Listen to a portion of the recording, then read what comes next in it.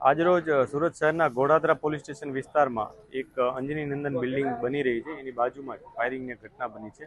આ ઘટનામાં જે નારાયણનગર ખાડી વિસ્તાર કહેવાય છે, ત્યાં હકીકત એવી છે કે એક વ્યક્તિ જેમનું નામ સંજયભાઈ પરસાળા છે, તેઓ પોતાના રૂટીન કામમાં આજ સવારે જે એમનો રેગ્યુલર સમય છે એમાં મુજબ પોતાના ઘરેથી યોગી ચોકથી નીકળીને પોતાના કારખાના ખાતે આવતા હતા. ત્યાં તેમનું ગોડાઉન પણ છે.